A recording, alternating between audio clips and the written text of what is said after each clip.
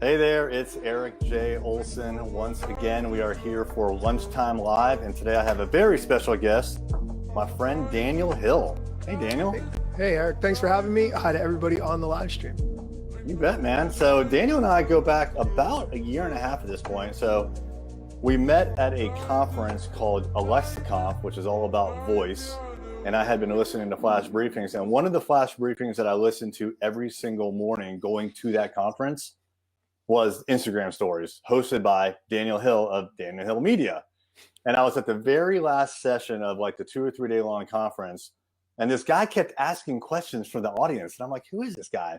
Turns out it was Daniel Hill. So once I heard the name, I went over to him, I said hi, and we've been pretty close friends ever since. Yeah. So you went back this past year. It was AlexaConf. Now it's Project Voice. Yeah. Right. And you spoke at that time, right? At that conference? I did. Yeah. So that was actually a really good experience for me because the first year I wasn't sure that I could budget the whole trip and the tickets were pretty expensive. And so I emailed the person who made the conference and I said, hey, I would love to volunteer. Do you need volunteers? Like I can do IT things. I can run around or whatever you want me to do. Like I'll do it. And they said, sure, no problem. You can call, you're actually our first ever volunteer. So I went and that was one of the sessions that benefited me the most, that one that I was in where I was asking questions. And then this year I got to go back as a speaker, which was a really big deal for me to kind of just be breaking into this industry that's very, very new. And now come back and have enough to be able to share and teach people what I've learned over the past 12 or 18 months. And since then I've learned a ton more. And so I'm looking forward to future sessions, whether they're online or in person. All right, cool. So, so clearly you're doing some speaking, and I kind of introduced that you have a flash briefing. Why don't you tell people a little bit more about you and what you're doing? Sure. So if you have an Amazon device, an Echo, I suggest turning it off because I'm going to say the word Alexa a bunch and I don't want to set your device off. So maybe turn it off or unplug it for a couple of minutes. But I teach small business owners how to use Instagram. That's what I wanted to really focus my time on and help.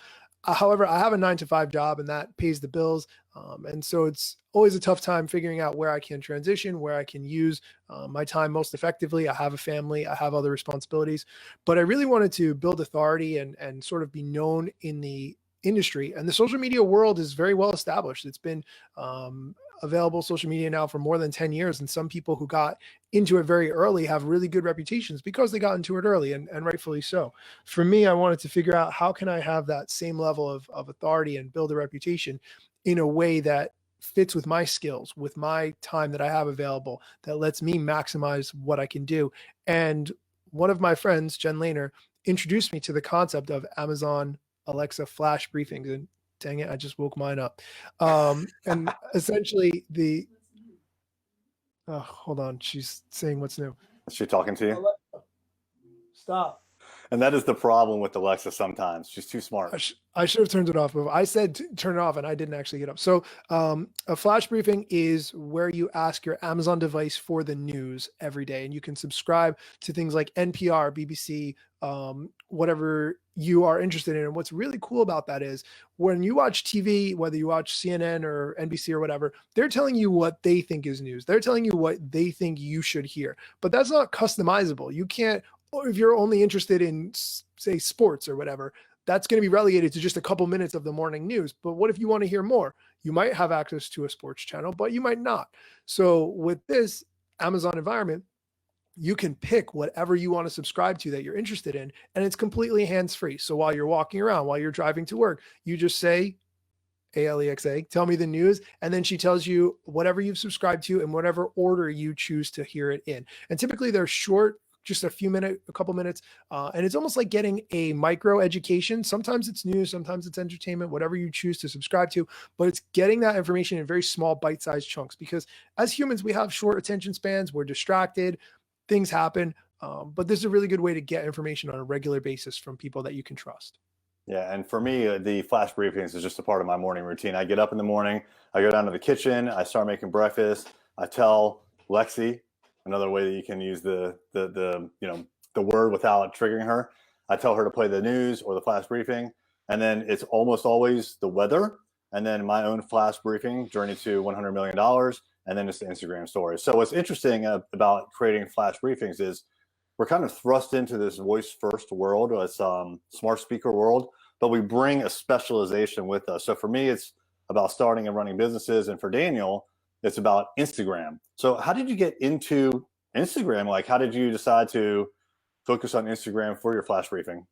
So originally, around 2015, I had decided that I really wanted to specialize on one particular social media platform. So I picked Instagram, and then I realized that Instagram wasn't very interesting anymore, and everyone was going towards Snapchat instead because of stories, and that was a really fascinating thing because it was disposable content, and you could really like get into your life and show things in a way that you couldn't on other platforms, and you could see every single person who watched your story. You could tell, and if you posted 5 stories and somebody only watched 3 of them, you could tell that, and it was such a different Yeah. concept. So was sort of pivoting toward Snapchat, and then in 2015, I think it was, I'm sorry, 2016, Instagram released stories, and I migrated back and I said, okay, now Instagram is going to be the place to be for the next foreseeable future.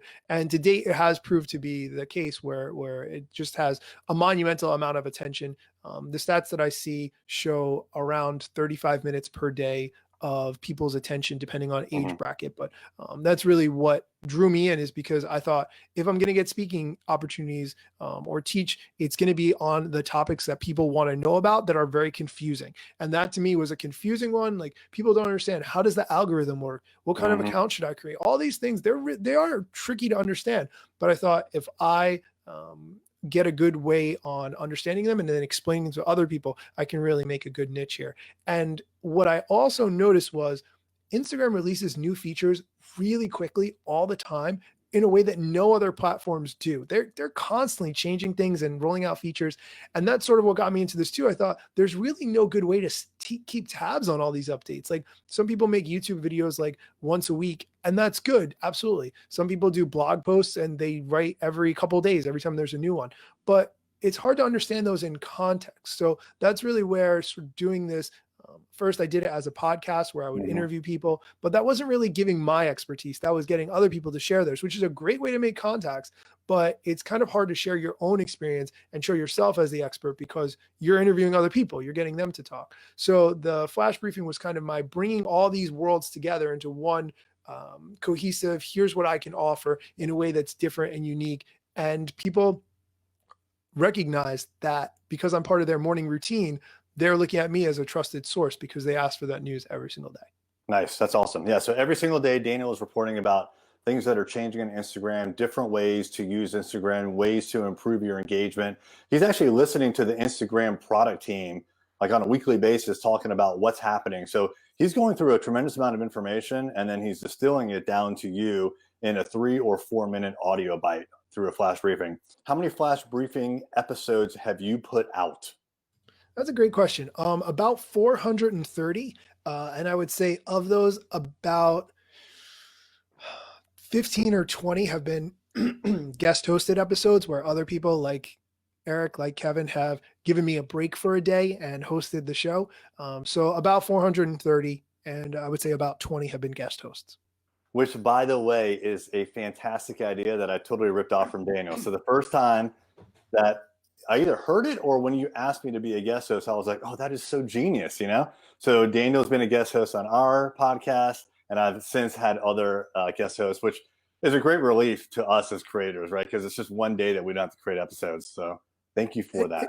Yeah, I actually stole that idea from when we were on Snapchat. You would it was called a Snapchat takeover, and you would give Yep. somebody your password for a day and then let them like basically go nuts, and then you would change your password at like midnight or whatever, and kind of do the process all over. And it was really interesting to get somebody's different perspective. When I was doing the Snapchat takeovers, my wife and I were on vacation one time, and we were traveling to like different cities in Europe, and every day I would take over this lady's account and just show like, hey guys, here's who I am today. And people were like, this is really cool. And I thought, what if I use that same concept on a podcast so I could get a little break? And Eric, you were one of the first people that agreed to do it. And I was like, cool, I'm gonna kick my feet back for today and relax. So That's nice. I would say that as a tip, if there's anybody that you admire and they do something regular, just hit them up and say, hey, let me take over for a day so you can have a vacation for a day. Like, who's not gonna want a vacation day? So Let's hear a little bit more about the course and maybe what happened last night, and then we'll go into the questions.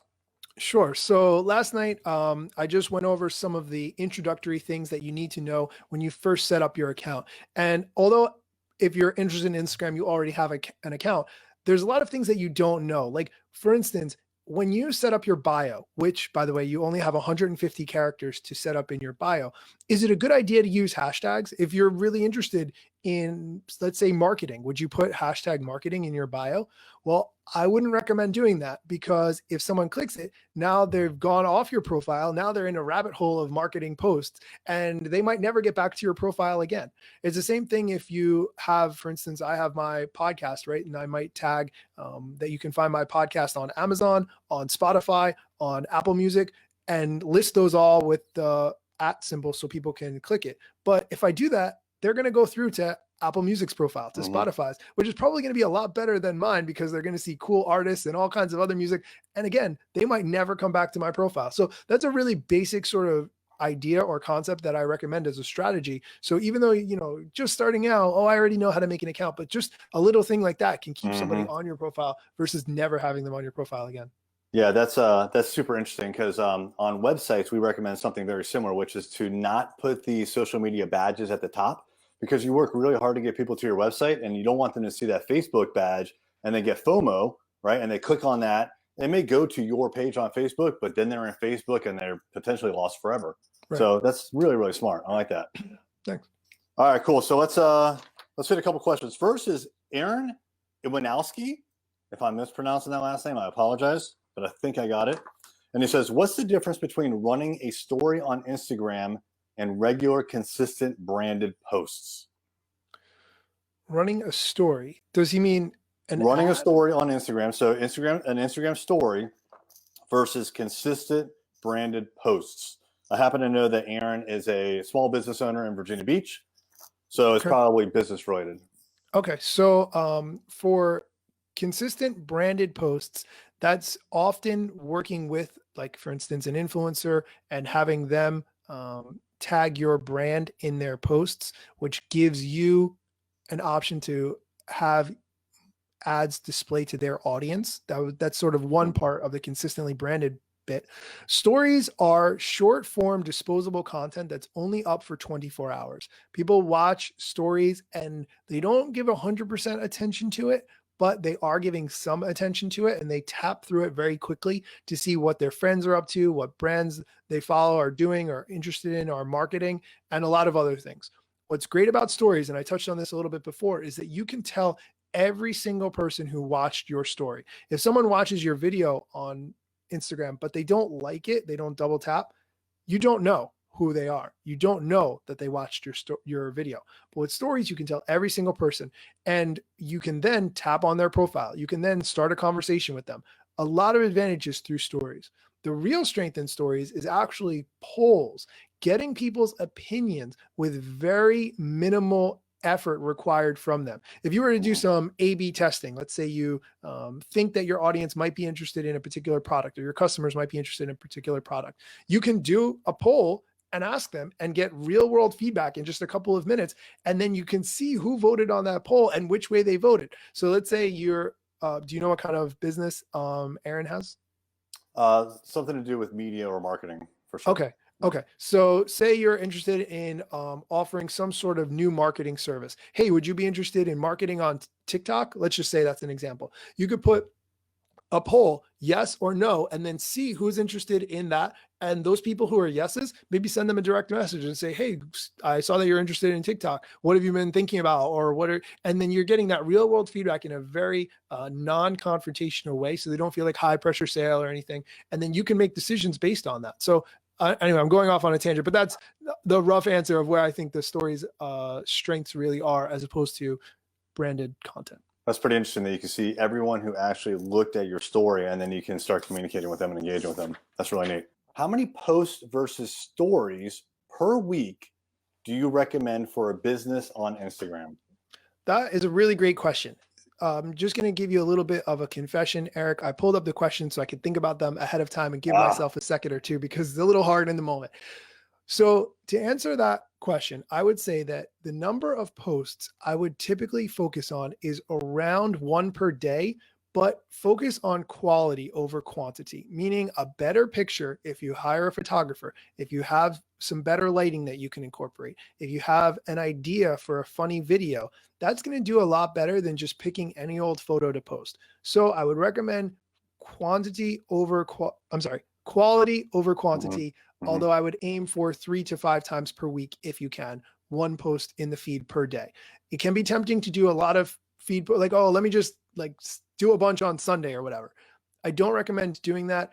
You can use scheduling tools like Instagram Creator Studio, like Later, like Planoly, to plan them out during the week. So if you sit down on Sunday and you say, okay, here's 3 pictures I'm proud of that I want to post this week, set them all up, and then you don't have to think about it again. Make things automated. For stories, I recommend around 3 to 5 stories per day. Again, it should be really interesting content, as interesting as you can make disposable content.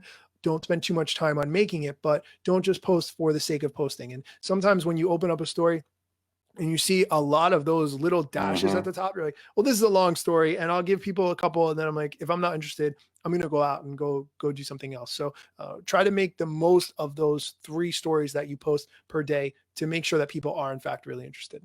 And it seems like when it comes to the post, it's a lot more kind of focused on your brand or your business, and then the stories are a little more personal. Yeah, stories definitely. Yeah, the opportunity to have fun goes in the stories, because that's where people are expecting a little sillier, a little more off the cuff, a little bit letting your hair down. That's where that's going to happen in stories. Almost like TikTok, huh? Sort of, yeah. And we can. That's a whole other conversation. Yeah. All right. Let's see. We have Michael.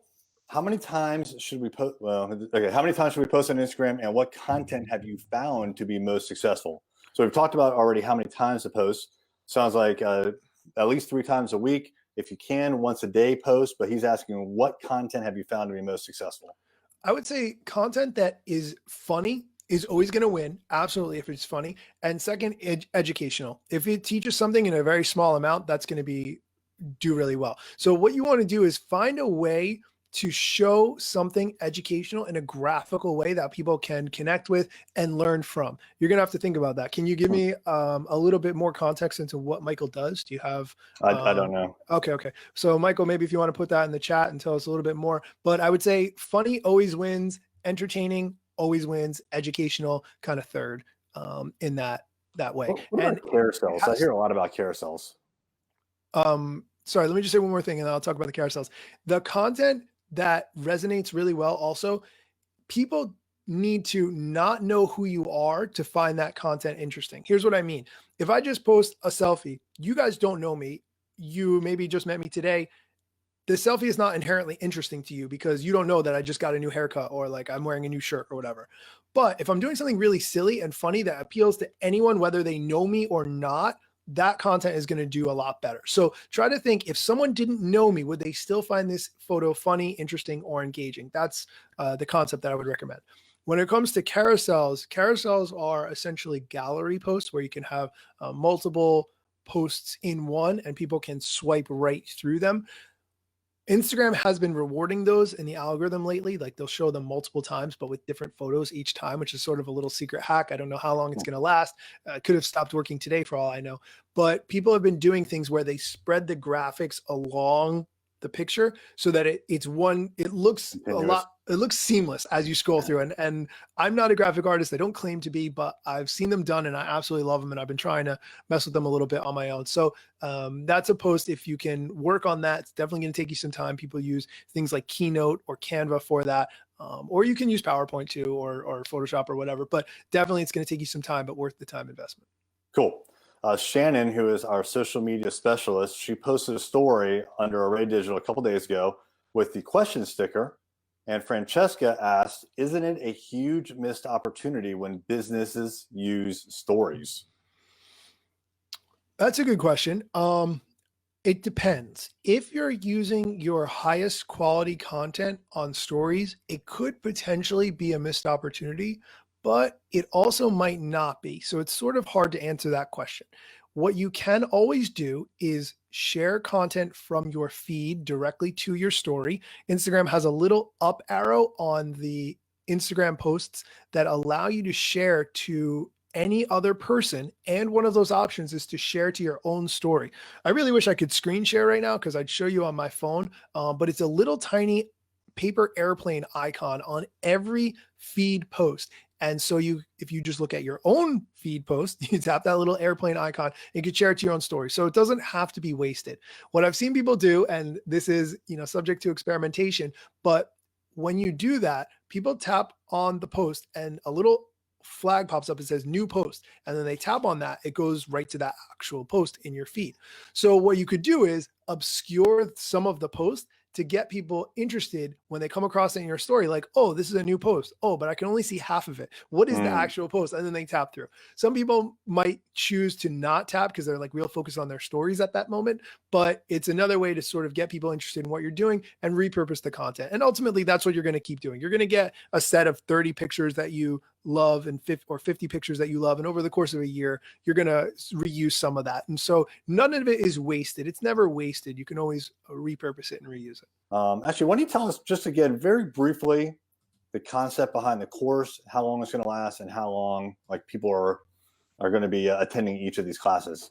Sure. So the concept is that we're home, right? And Zoom is something people have become incredibly comfortable with. And so I wanted to just do some teaching over Zoom. Normally I would do in-person teaching at events or other conferences and things like that. And I said, let me just see how I can do it over Zoom and how I can facilitate that. I noticed that a lot of people have family obligations, or they're working from home, or they're teaching their kids and a lot of other things. So I'm trying to make the session short, just about 30 minutes, 20 minutes of teaching, 10 minutes of Q&A to make it as impactful as possible in a short amount of time so that people can not spend all day staring at a screen and still spend time with their families and so forth. Gotcha. Cool. And you had wanted to do a screen share or something like that. I would imagine that's something you're going to cover in the course.